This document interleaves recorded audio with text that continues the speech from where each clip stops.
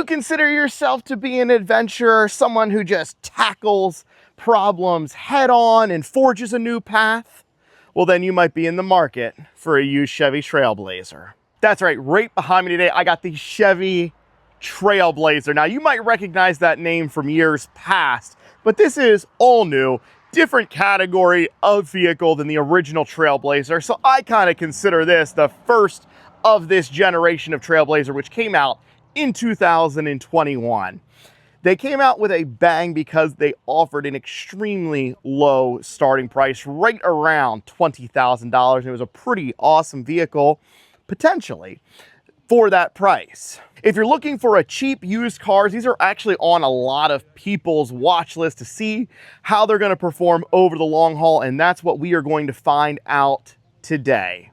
We're going to talk about if these hold up reliability-wise from 150 to 250, 300,000 miles. We're going to take a walk around, we're going to talk about the common problems, and then we are going to decide if the Trailblazer is a buy or a bust. Starting up front for our walk around on these Chevy Tracks, what do you guys think of the styling on these? I think Chevy did a decent but still quirky job on these. These are not going to be a design for everybody. Obviously, you got a different color roof, different color mirrors, and that was an option. Kind of a different color of green, gray on the outside. These kind of remind me like the buyers for these are probably similar to those who would buy like a Kia Soul or something, one of those quirky cars out there. As far as wear and tear, really the biggest thing I noticed on these is the black plastic fading. I noticed it on the cowl of the hood where the windshield wipers and stuff are. And that's really about it. I mean, you some of the cladding on the outside, yeah, will start to show some age, and I'm sure we'll see some headlight oxidation, and rust could be an issue, but I've not seen much of it on these cars yet. So overall cosmetic wear and tear, I'm pretty impressed with these so far.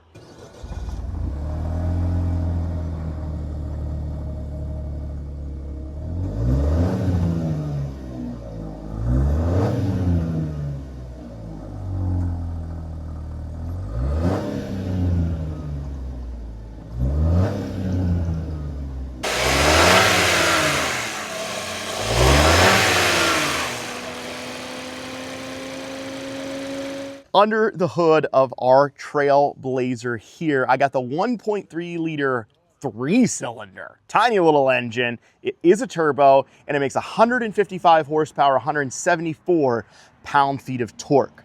Now, we're not going straight into problems here. I just want to talk about the power. Those numbers to me for this size of car seem okay. They don't seem too bad, kind of run-of-the-mill for this class of vehicle. However, one of the biggest complaints I've seen about these is that they're a little bit slow. So we'll see how that goes on the test drive. Now let's talk about some of the common problems with this engine. The first thing I want to bring up is turbo problems. This actually has not been that prevalent on these cars, but I think it's something that you do need to look out for, especially as you get up into the higher mileage, which is what we're talking about for the video today. Anytime there is a small engine with a turbo on it, turbo wear is a common problem, especially around those miles. Now, oil changes can make a big difference for this wear and tear as well, making sure the oil is topped up. I would expect to change the turbo on this somewhere between 150 to 200,000 miles. That is going to be typical across pretty much all manufacturers, and almost all cars now are a small 3 or 4 cylinder engine with a turbo. So it's kind of something you're going to run into across all manufacturers. Not anything crazy, but it is a more expensive repair. Other things to look out for are common problems as well across all manufacturers, but I should bring them up.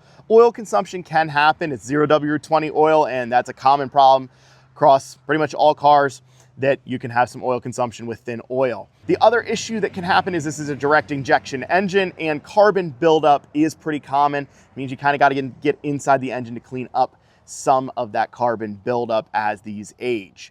If you notice a little lack of power, things like that, a lot of time it is carbon buildup. Now, carbon buildup can cause a check engine light for sure, but the other two most common issues for a check engine light on these cars, number one would be evap related problem, and it's actually the evap purge pump on these. Not an expensive part, not difficult to replace, and I'm not that concerned. If you are looking at a used one and that is what the check engine light is on for, I wouldn't shy away from it at all. The other one that is a little bit more expensive and a little bit more labor intensive is the coolant control valve. It's a part, you got to take a fair amount of things off the front of the engine up here, and the part itself is about $400. It's a pretty common issue as far as getting a check engine light on these cars, or causing maybe some overheating issues as well. So it's one you would pretty much have to take care of. Now, this engine is mated to a 9-speed automatic transmission, and this is where actually a fair amount of complaints come from these cars, but not because the transmission outright fails. We'll talk about this more on the test drive and see how it shifts, but these are known to have some harsh shifts, especially on like downshift, slow speed stuff, just a quirky transmission. It's probably programmed incorrectly a little bit, and it just is an odd transmission to drive. You can change the fluid. That doesn't really seem to help it all that much. It's just a quirky transmission, but outright failure is not all that common on them. People just seem to not like the driving experience. And so we'll take it for a test drive here in a little bit and discover a little bit more about the transmission. Now, this is an all-wheel drive active model of the Trailblazer here. And honestly, the all-wheel drive system is pretty reliable. Not known as being the most off-road focused all-wheel drive system out there, but at least it has it. It's a nice option if you got snow or something like that. But even though they look like they're kind of like could go in some trails or kind of like Subaru territory, it's not really the case. They're pretty pitiful if you actually want to go off-road. Moving on to the interior here of our Chevy Trailblazer. And I gotta tell you, on first impressions, just opening the door, this is an interior that I feel like punches way above its weight. I think that GM did a really nice job of hiding like cheaper hard plastic with some nice stuff kind of that you interact with. The steering wheel, very nice leather wrap steering wheel. They put some kind of like quirky, almost jean material. Kind of matches the stuff on the outside, but it's not too out there, that it accents the door panels and the seats. This is a loaded up optioned car, so it's not going to be one of your base ones, but it has some nice soft material on the dash, even though the upper part of the dash is hard plastic and the upper part of the door panels are hard plastic. They did some nice like gold accent pieces and stuff, and it just looks nicer than a sort of cheaper starter car. Now, as far as wear and tear, these are actually holding up quite well. It's impressive. Not a lot of dash cracks. There's some road noise and things that folks complain about, or maybe a rattle here or there, but overall, the fit, the finish, everything like that is pretty decent for a cheaper car. Now, as far as electronics and things like that, they can have some quirks, but nothing too crazy. Infotainment stuff, yeah, it will glitch out on your Android Auto or your Apple CarPlay for sure. Sometimes you have to like restart the car because things aren't connecting.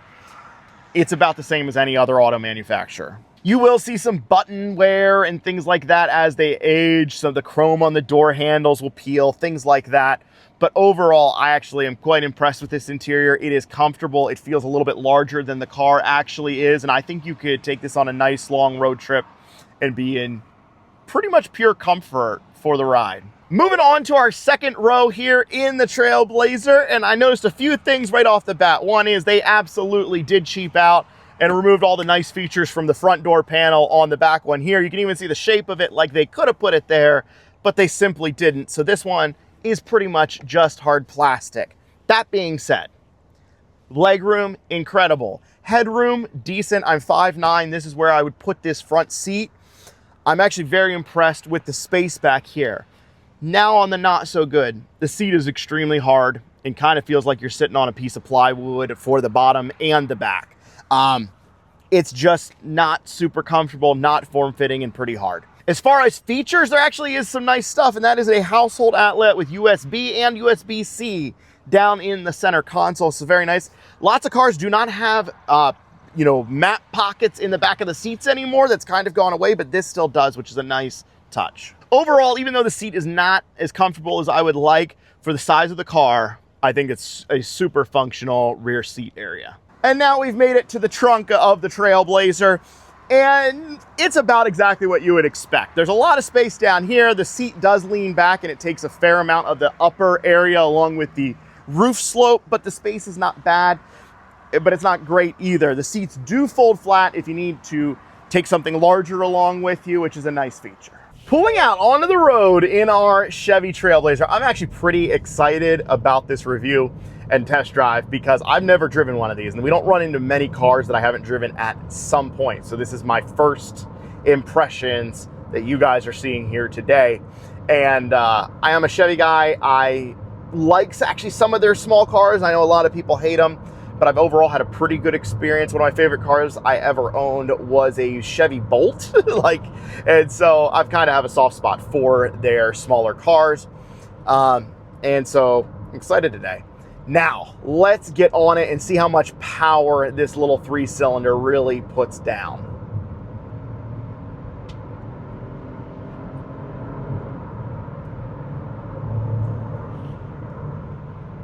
All right. People do complain about the speed, and they did offer 2 engines and 2 different transmissions. They had a smaller 1.2 liter, and they offered a CVT transmission. I will tell you, just from that small pool, and we're not anywhere, really into the test drive here yet, but the transmission shifted well. It had maybe just like a little bit of a harsher shift, but I wouldn't have never thought anything of it if I wasn't looking for it, and the power felt fine. Let's do it one more time here. I'm at 55. Let's pretend like I'm merging onto the highway.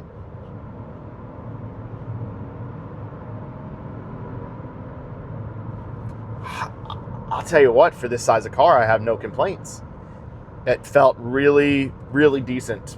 I think most of the complaints must be on the other powertrain options. That's all I can figure.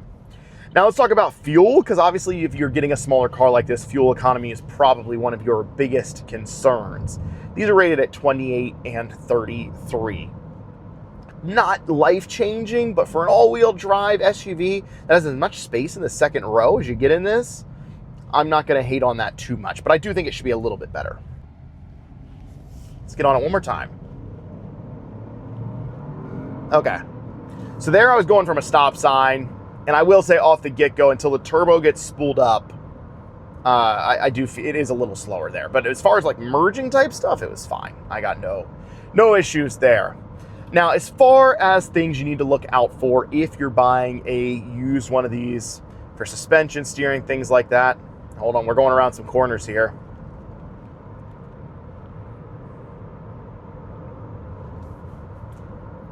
It drives so much better than I anticipated.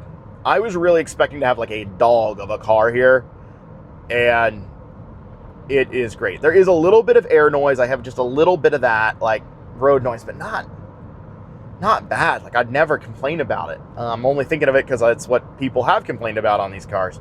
No, it drives really nice. Now, as far as the suspension stuff, you are going to run through some wheel bearings.